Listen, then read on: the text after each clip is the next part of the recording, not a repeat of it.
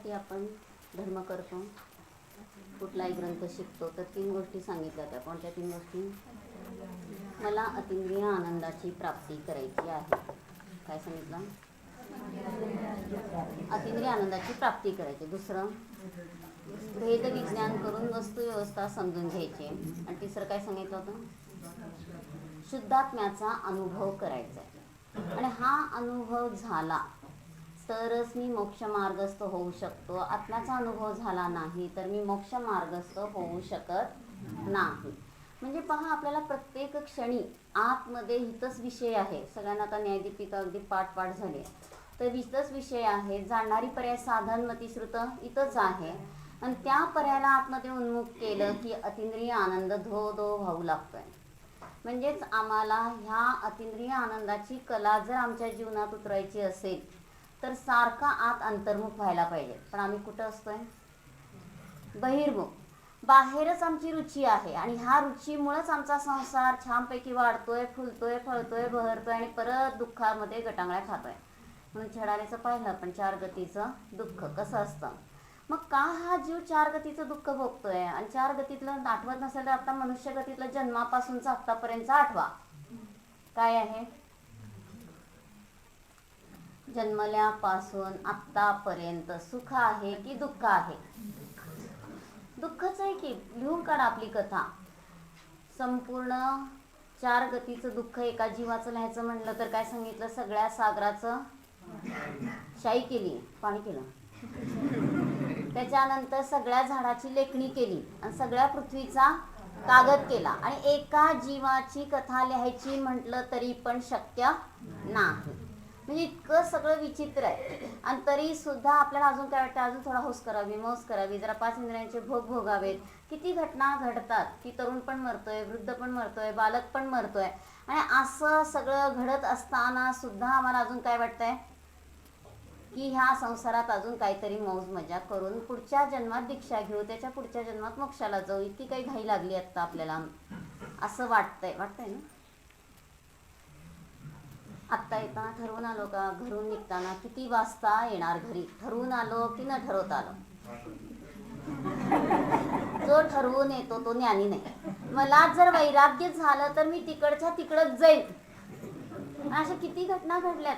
मध्ये 2-3 दिवसापूर्वी सांगितलं होतं की तो सोम शर्मा बायकोला डोहाळे लागलेत आणि तिला डोहाळे काय आहेत? जिनं यात्रा करावी, जिनं धर्म करावा. गर्भात बालक आहे वज्रकुमार, प्रभावना अंगामध्ये प्रसिद्ध.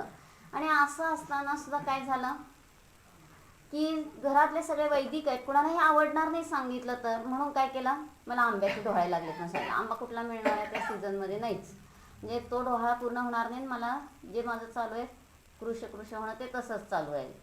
आणि असं म्हणून तिनं काय केलं? तसं खोटं सांगितलं. आणि तो 500 शिष्यांना घेऊन निघाला आंबा शोधायला. आणि एका भिल्लाला विचारलं तर तो म्हणाला तिथं तो बाबा बसलाय ना नागवा, तिथं बघा लागलेत आंबे अचानक. मग तो माणूस कोण होता? मुनिराज. त्यांना काही माहीत नाही, त्यांनी असं सांगितलं. मग मुनिराज आहेत म्हटल्यावर काय झालं की तिथं तो पोहोचला. आणि मुनींचं वाक्य काय चाललं होतं? सोमशर्मा ब्राह्मण सहस्रार सर्गातनं इथं येऊन जन्मला, असं काहीतरी नेमकं वाक्य काहीतरी वाचत होते का सांगत होते ते. आणि तो कोण होता? सोमशर्मा तोच. आणि ते वाक्य ऐकलं की त्यांनी ते बाणाने आंबा काढला आणि ते काय केलं? शिष्यांच्याकडे सोपवलं. आणि स्वतः ते वाक्य ऐकलं की मूर्छितच झाला. आणि मूर्छित झाला आणि तो म्हणतो जागा झाल्यानंतर मला आता दीक्षा देऊन उपकृत करा. झाली दीक्षा पण झाली. आणि ते शिष्य घरी नेऊन आंबा देतात. जोपर्यंत गर्भात बालक आहे तोपर्यंत ती माता काय म्हणते? छान केलं त्यांनी. म्हणजे वज्रकुमारला मुनींचे भाव आहेत दीक्षा घेण्याचे. आणि जोपर्यंत गर्भात बालक आहे तोपर्यंत भाव कसे आहेत की यांनी दीक्षा घेतली, जैन धर्म पालन करतात, चांगला आहे. आणि तो बालक जन्माला आला की भाव बदलले. आता काय म्हणते की कशाला जैन धर्माची दीक्षा घ्यायची? वैदिक धर्म म्हणजे काय आहे? सागराप्रमाणे आहे. आणि जिन धर्म एखाद्या डबक्याप्रमाणे किंवा नदीप्रमाणे किंवा काय विहिरीप्रमाणे आहे. मग कशाला असं करायचं?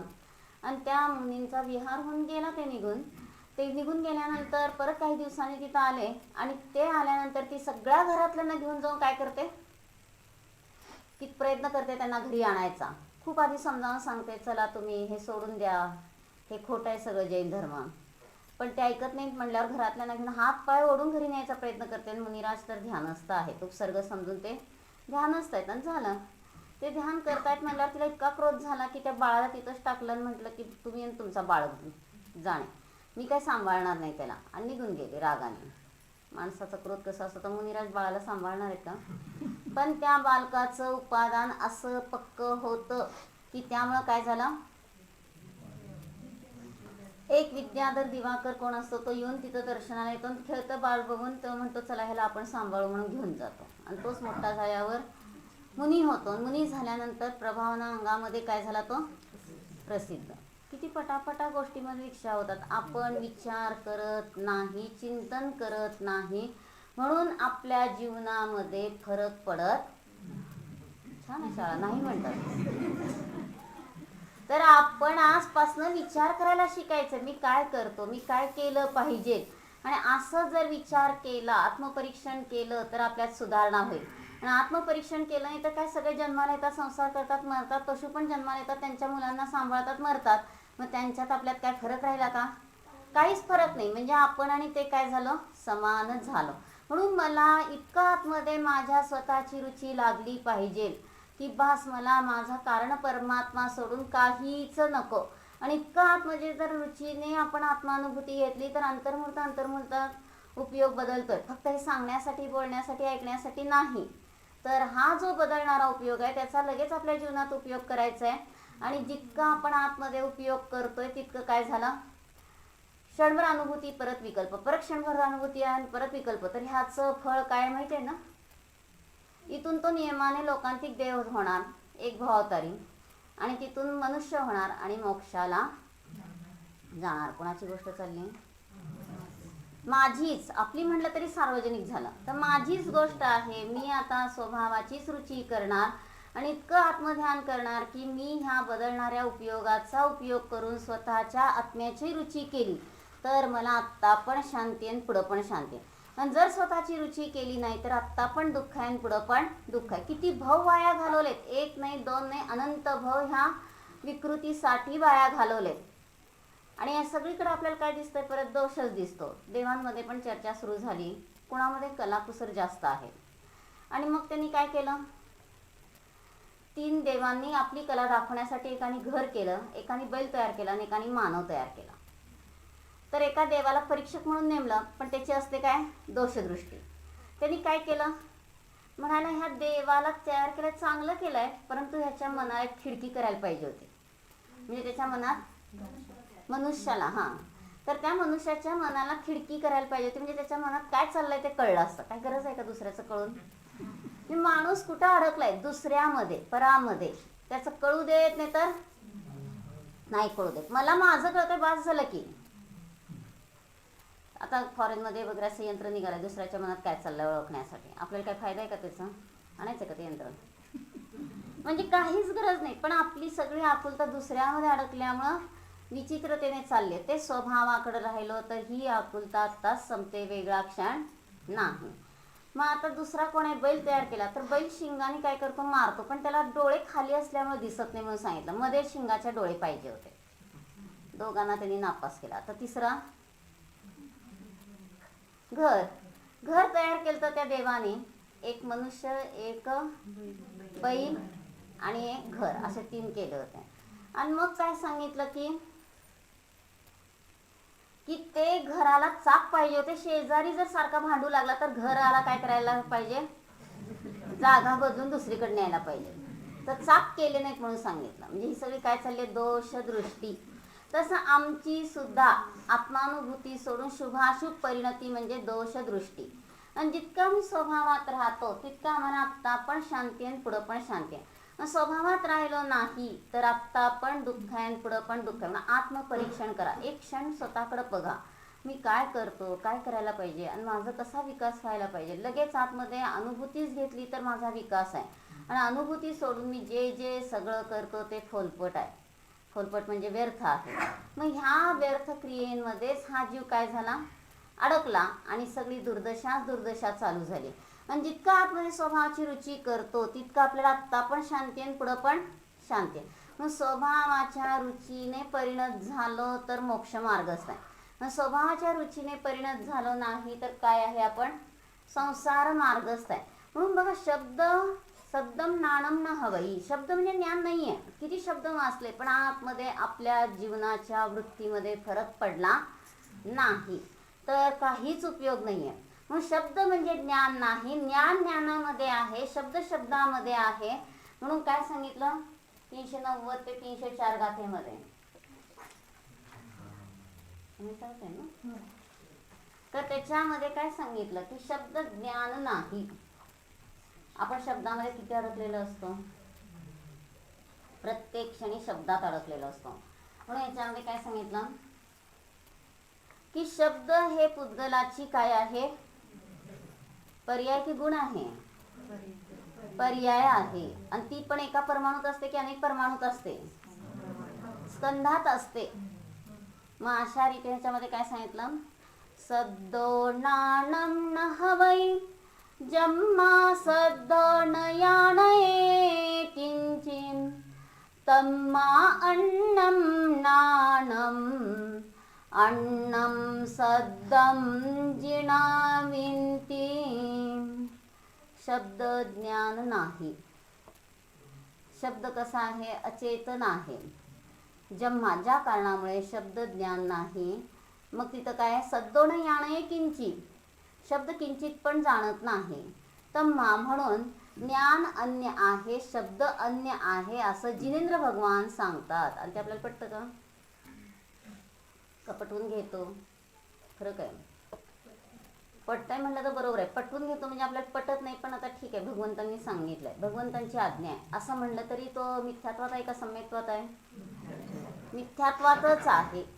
म्हणजे ह्यातनं लक्षात घ्यायचंय की जितकं आम्ही ह्या बाहेरच्या चकाचौंधीमध्ये अडकतो तितकं काय चाललंय, आत्ता पण दुःख आहे आणि पुढं पण दुःख आहे. जितकं मी न्याय काय न्याय काय न्याय काय असे आत परिणती होते तितकं आत्ता पण शांतीला प्राप्त होतो आणि पुढं पण शांतीचं असणार. म्हणून मला प्रत्येक क्षणी अतिंद्रिय आनंदाने जगायचं असेल तर तिथं काय आहे, तिथंच आतमध्ये अखंड परमात्मा विराजमान आहे. जाणणारी पर्यामतीश्रुत हितच आहे. आणि अशा रीतीने मग ती श्रुत प्रमाणात्मक साधनाने स्वतःला जाणलं तर अतिंद्रिय आनंद प्राप्त होतो. बघा, देवशास्त्र गुरु समोर बसताना असं कसं बसतो आपण, डोकं उघडं ठेवून. मग का डोकं उघडं ठेवून जगतोय, तर काल सांगितलं होतं सगळं हे शरीर स्पर्श रस गंध वर्णाचा पिंड आहे, पण आपण त्या शरीराला त्याच्या स्वरूपाने बघत नाही. आणि त्यामुळे आपल्याला काय वाटतंय, शरीराला जरा केशभूषा वेशभूषा अशी असेल तर छान आहे. आणि या विचित्र विचाराने आपण काय होतो, 24 तास आपण त्या शरीरामध्ये अडकतो आणि परत परत काय होतो, प्रवास करायचा ह्या गतीतनं त्या गतीत पाहिजे. म्हणून मला ह्या चतुर्गतीचं दुःख नको असेल, भ्रमंती नको असेल तर प्रत्येक क्षणी मी न्यायक आहे, भगवान आत्मा आहे, मला परद्रव्याच्या परकणाची गरजच नाही. म्हणून आपल्याला 4 कंडिका सांगितल्यात. कोणत्या 4 कंडिका सांगितल्या? पहिली पर्याय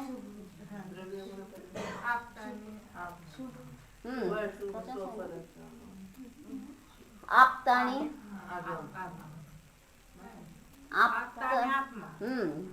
तर ह्यांच्या विषयी काय करा, मूढत्व दूर करायचं. 4 कंडिकेमध्ये 4 प्रकारचं मूढत्व दूर केलंय. नंतर शुभाशुभ भावाविषयीचं मूढत्व, शुभ चांगला शुभ वाईट आहे असं म्हणलं तरी मूढत्व झालं. द्रव्यगुण पर्यायाचं मूढत्व.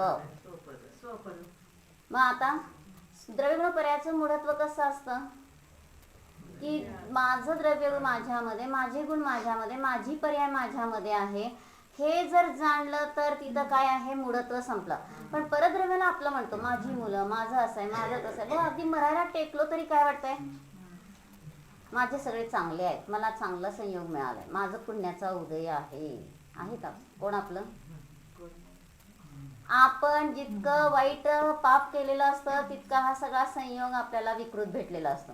आणि जितकं आपण न्यायतेची आराधना केली तितकं आपोआपच संयोगामध्ये काय झाली, अनुकूलता आली.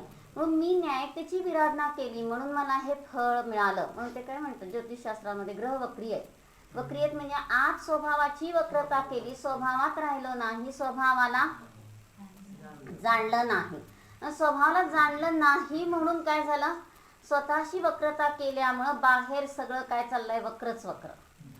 संयोगात येणारं शरीर असेल, संयोगी लोक असतील, सगळे वक्र. का वक्र वागतायत, तर मी माझ्या स्वरूपापासून च्युत झालो. सतत आराधना करायला पाहिजे होती, पण मी सतत विराधना केली, स्वतःच्या स्वरूपात राहिलो नाही, आणि त्यामुळं मला हे फळ मिळत आहे. मग अंजने बरोबर ती दासी का बरं दुःख भोगते. ती केतुमती सासू चिडलीये, तर ती काय म्हणते, हे कोण, तू दासी ना, तू पण तसलीस, कारण तू काय असती, कुलटेची मुलगी किंवा वेश्याची मुलगी, आणि मग तुझी बुद्धी कशी असणार. आणि तिला सांगायचंय की नाही, हे सगळं योग्यच आहे, ती काय व्यभिचारी नाही आहे अंजना, आणि तुम्ही तिला निष्कासित करू नका. पण तिला काहीच बोलू देत नाही. उलट तिच्यावर इतके आरोप केले की अंजनेवर तर केलेच आणि तिच्यावर पण केले. तर पूर्वभवात अंजनाने कुकृत्य केलं, आणि त्या दासीने पण काय केली, ती अनुमोदना केली. त्याचं फळ आता तिला पण काय झालंय, तिच्या बरोबर ही सगळी भ्रमंती आली. मग का हे सगळं भोगतो हा जीव, तर एक स्वभावाची रुची करत नाही म्हणून भोगतोय. स्वभावाची रुची झाली तर हे सगळं दुःख काय झालं, संपलं. म्हणून मी माझा न्यायक स्वरूपी आत्मा आहे. सतत आपल्याला आतली धून लागली पाहिजे. आपली धून कुठं असते, सारखं खायचं प्यायचं मजा करायचं. आता पाचला काय खायचं,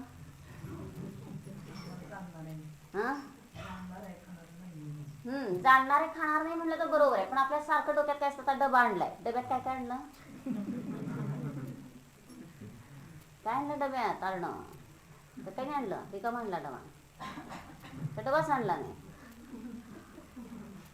एका पंडितजीने चांगलं घटवलं होतं की म्हणाले दहीगावला जायचं आहे. काही जणांनी 2 तास घालवून डबा अगदी पंचपक्वानांनी भरला, आणि कोणीतरी 10 मिनिटात दशमी आणि चटणी केली आणि डबा भरला. मग तिथं गेल्यावर सगळ्यांच्या डब्यातनं पक्वानं बाहेर पडू लागल्यावर हा काय विचार करतोय, माझ्या पण डब्यातनं का पक्वानं बाहेर पडणार. तर त्यांनी करतानाच काय केलंय, दशमी आणि चटणी, आता तेच पडणार बाहेर, बाहेर दुसरं पडणार आहे का. मग तसं आम्ही या भवातनं दुसऱ्या भवात टिफिन घेऊन जातोय की नाही. किती असतं टिफिन आपल्याजवळ,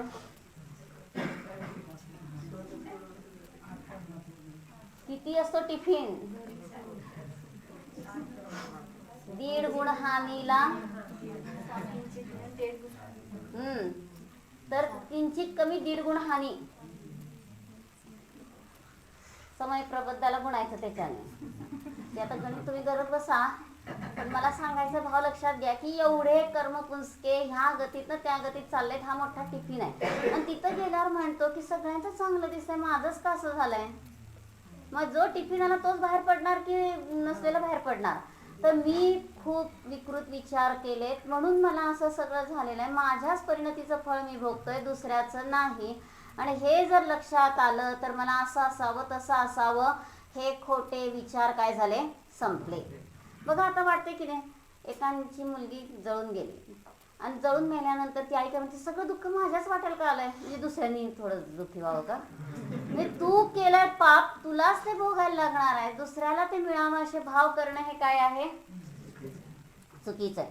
म्हणून जितकं आपण न्यायिक स्वरूपाची उपलब्धी करतो तितकं आपल्याला आत्ता पण शांती आहे, पुढं पण शांती आहे. आणि जर आपण न्यायिक स्वरूपाची उपलब्धी केली नाही, सारखं विकृत काम भोग बंध कथेमध्ये अडकलो, तर आपल्याला आत्ता पण अशांती आहे, पुढं पण अशांती आहे.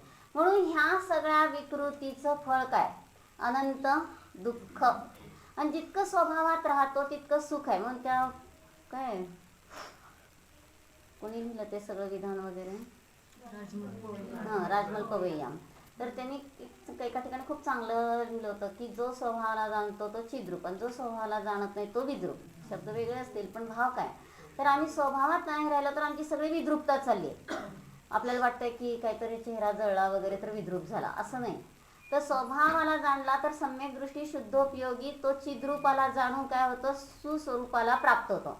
आणि जो स्वभावाला जाणत नाही तो काय आहे, विद्रूप आहे. आणि जितकी विद्रूपता करतो तितकं आपल्याला आत्ता पण दुःख आहे आणि पुढं पण दुःख आहे. आणि जितकी स्वभावाची रुची करतो तितकं आत्ता पण शांती आहे आणि पुढं पण शांती आहे. म्हणून प्रत्येक क्षणी उठताना म्हणायचं मी उठणारा नाही जाणार, लगेच आज जाणीवच करायची.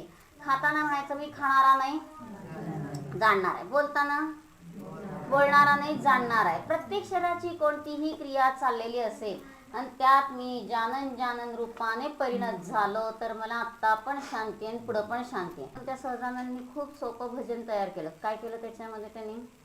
सहजानंदी शुद्ध स्वभावी अविनाशी मैं आत्मस्वरूप स्वपर प्रकाशी ज्ञान हमारा चिदानंद घन प्राण हमारा सहजानंदी शुद्ध स्वभावी अविनाशी मैं आत्मस्वरूप स्वपर प्रकाशी ज्ञान हमारा चिदानंद घन प्राण हमारा. पुढं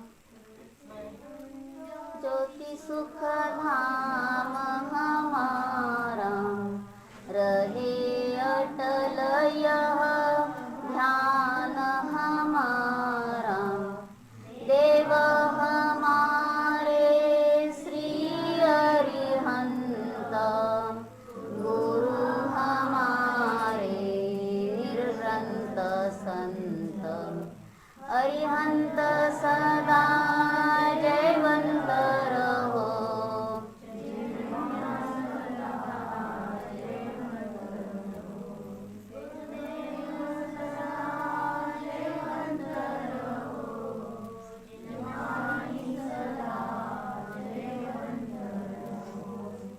देह मरे भले मैं नहीं मरता अजरामर मैं आत्मस्वरूप अजरामर मैं आत्मस्वरूप सहजानंदी शुद्ध स्वभावी सहजानंदी शुद्ध स्वभावी अविनाशी मैं आत्मस्वरूप अविनाशी मैं आत्मस्वरूप स्वपर प्रकाशी ज्ञान हमारा स्वपर प्रकाशी ज्ञान हमारा चिदानंद घन प्राण हमारा चिदानंद घन प्राण हमारा. घन काही पदार्थ द्रवरूप असतात, काही घनरूप असतात. द्रवरूप असतात पाणी वगैरे ते लगेच प्रवाहशील होऊन जातात. पण घन का म्हटलं तर प्रत्येक प्रदेशावर चैतन्य अनुस्यूत आहे. म्हणून प्रवचन सारच्या 99 गाथेचा आधार घेऊन महाराजांनी काय सांगितलं होतं? अग्निधारणेमध्ये प्रत्येक प्रदेशावर र लिहायच्या ऐवजी प्रत्येक प्रदेशावर चैतन्य लिहा म्हणजे लिहायचं तर जाणायचं म्हणजे मी चैतन्य, माझा प्रत्येक प्रदेश चेतनेने ओतप्रोत आहे. मला चेतना सोडून ह्या विश्वातलं काहीच नको. आणि इतका आतमध्ये जर आपण स्वतःच्या चेतनेला चेतलं तर काय आहे? देह मरे भले मैं नहीं मरता अजरामरमय आत्मस्वरूप. मी अजरामर आहे आणि असा मी शाश्वत आहे. हे जर जाणलं तर मला परद्रव्याच्या परकणाची गरज नाही. किती आपण नादी लागलोय, असेच दागिने पाहिजेत, असेच कपडे पाहिजेत, केशभूषा वेशभूषा. देवशास्त्र कुठकडे येतात, इन करून कधी यायचं नसतं पण आपल्याला इन करून या वाटतं. म्हणजे सगळं काय चाललंय आपलं माहित नव्हतं ना आजपर्यंत. आता इथून पुढे असं करायचं नाही. म्हणून आपल्याला कसं माहित नसल्यामुळे आपण चुका करतो. मंदिरात जाताना कसं धोतर नेसून जायचं म्हणजे मग बरोबर झालं. म्हणजे आपल्याला पंचा धोतर हे जर नीट कळलं तर आपण मंदिरात ह्या बाहेरच्या कपड्यांनी जाणार नाही. म्हणजे सगळंच कसं आहे की देवशास्त्र गुरुकडे जाताना सुद्धा आपण थोडे दोष करतो पण त्याचं फळ. पवन कुमाराला ती अंजना म्हणते तुम्ही सांगून आईला भेटून जावा, पण तो लज्जाने काय म्हणतो, एवढा हा विशिष्ट काय आहे कडा आहे तो ठेवून घे आणि तू दाखव. आणि ते दाखवल्यावर ती सासू काय म्हणते, काय असं काय कुणाकडनं कारिगाराकडनं डबल कॉपी त्याची करून घेऊ शकतो की आपण, तू काहीतरी खोटं सांगते, आतापर्यंत तुझ्याकडे आला नाही तर ते काय येणार आहे आता, तू काहीच तरी आम्हाला भुलवतेस. तिकडे माहेरी गेलं तर तिथं वडील पण म्हणतात की आत घ्यायचं नाही आहे, तिला बाहेरच्या बाहेरच पाठवून द्या. आणि त्यांचा भाव समजून तो भाऊ पण म्हणतोय की अजिबात आत घेऊ नका. आणि ती सांगते सगळं की काही हे सगळं खोटं आहे, तरी सुद्धा कोणी ऐकायला तयार नाही. मंत्री म्हणतात थोडंसं तुम्ही माझी मंत्रणा ऐका, असं करू नका. काही वेळेस सासू काय करते, क्रोधाने वागते आणि ती असं आरोप करू शकते, तुम्ही त्याच्यावर विश्वास ठेवू नका. तर ते म्हणतात आता काही युद्धाची वेळ नाही, आमचा हा घरातला प्रश्न आहे, तुम्ही काय आम्हाला सल्ला देऊ नका आणि आमचं जे आहे ते बरोबर आहे.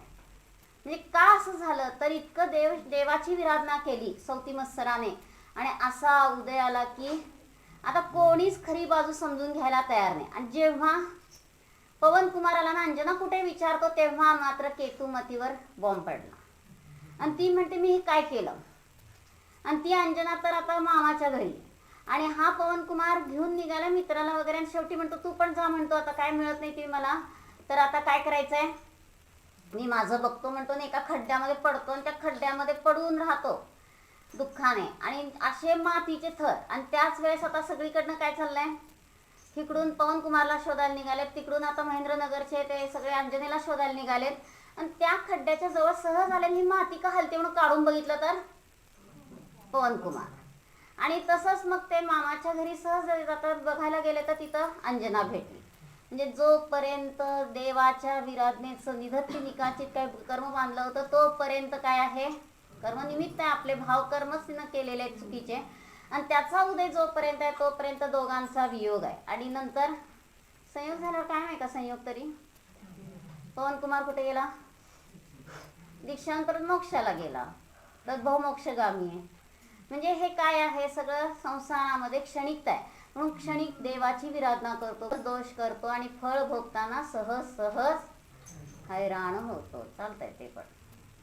म्हणजे हे अनंत दुःख काय येतं तर आमच्या परिणतीचं फळ आहे. म्हणून जितकं आज स्वपरभेद विज्ञान करतो, स्वभावाला जाणतो आणि मग तिथं काय आहे, भेदाची पण मूळता दूर करण्यासाठी कंडिका सांगितली ना की स्वपरभेद विज्ञान करा. स्वला प्रपर आणि पराला स्वरा स्व म्हणू नका, कारण प्रपंचच कशाला म्हणाय, पराची पंचायत करायची, त्याला प्रपंच म्हटलं. आणि असं त्यातच हा जीव अडकतो आणि दुःखी होतो. बघा तेवढं स्मशानात गेलो की वाटतं आता काय नाही, मी तर आत्मध्यानच करणार, आता ह्या संसाराच्या दुःखात पडणार नाही, इतकं वैराग्य होतं. तिथून पाठ फिरली की काय होतं, परत पूर्वीच्याच रुचीने चालू झालं सगळं. म्हणजे हे काय चाललंय, स्मशान वैराग्य. असं वैराग्य नको, तर ज्ञानपूर्वक वैराग्य असेल, मी शरीरापासून भिन्न आहे असं जाणीव केली तर आपली सगळी दुर्दशा आत्ताच संपते, वेगळा क्षण नाही. म्हणून आत आपण पेटून उठलं पाहिजे की मला माझा कारण परमात्मा सोडून ह्या विश्वातलं कशाही परद्रव्याची रुची नको. आणि इतकं आतमध्ये पेटून उठलो तर आपलं सगळं जीवन सफल आहे. आणि जर आपण परद्रव्याच्या रुचीतच अडकलो तर आपलं जीवन वाया चाललंय. म्हणून जितकं आपण देवशास्त्र गुरूंचं स्वरूप समजून माझंही स्वरूप कसं आहे, भगवंतांचे द्रव्यगुण पर्याय जाणले आणि स्वतःचंही जाणलं तर तिथं आपल्याला आत्ता पण शांती आणि पुढं पण शांती. आणि जर आम्ही स्वतःचे द्रव्यगुण पर्याय जाणले नाही तर आत्ता आपण दुःख आहे आणि पुढं पण दुःखच असणार. म्हणून मी न्यायक आहे अशी आज जर जाणीव झाली तर आम्ही हे सगळं करून सफलतेला प्राप्त होतो. तर काय नाही, देवशास्त्र गुरूची पूजा केली, भक्ती केली, संयम केला, दान केलं, सगळी सेवा केली, सगळं केलं, पण हा मी चिदानंद म्हणून जाणीव केली नाही तर धर्माचा जो प्राण आहे तोच आपण सोडून सगळं केलं तर काही उपयोग नाही.